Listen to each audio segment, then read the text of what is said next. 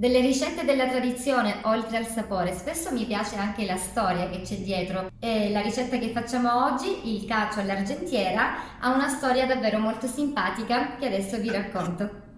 La storia di questo piatto si fa risalire alla moglie di un argentiere di Palermo. All'epoca si pensava che gli artigiani che lavoravano oro e argento fossero molto ricchi. In realtà non sempre era così e la famiglia in questione infatti viveva un momento di decadenza. La moglie dell'argentiere però non si dava per vinta e per ingannare il vicinato cucinava spesso il caciocavallo nella maniera che vedremo tra poco, in quanto l'odore somigliava molto al coniglio alla cacciatora, dando così l'impressione che si portasse a tavola un cibo pregiato e non semplicemente un pezzo di cacio. In effetti il profumo del cacio all'argentiera è davvero buonissimo. La preparazione è davvero semplice e veloce. Iniziamo da questo bel pezzo di caciocavallo che in questo caso è fresco, potete scegliere anche quello semistagionato.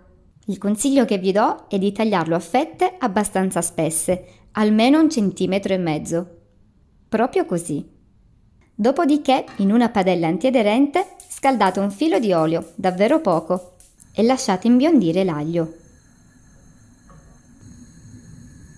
Adesso lo togliamo e inseriamo il formaggio. Bisogna attendere qualche minuto senza toccarlo, permettendo alla base di sciogliersi un po' e formare una crosticina dorata. Quando è il momento, si può girare sull'altro lato.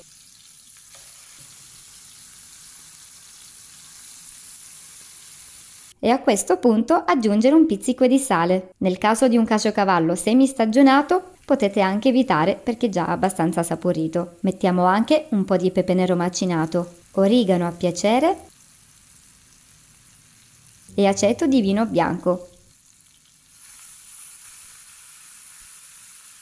La cucina è già invasa da un ottimo profumo. Lasciamo cuocere ancora qualche minuto per rendere il formaggio morbido e filante e ovviamente lo portiamo a tavola ancora caldissimo, proprio per apprezzarne la consistenza. Ecco qui un piatto povero della tradizione ma ricco di gusto, che possiamo servire come antipasto o come secondo. E voi lo avete mai provato? Fatemi sapere se conoscevate questa storiella. Io intanto vi mando un abbraccio e vi aspetto presto con un nuovo video. Ciao a tutti da Valentina!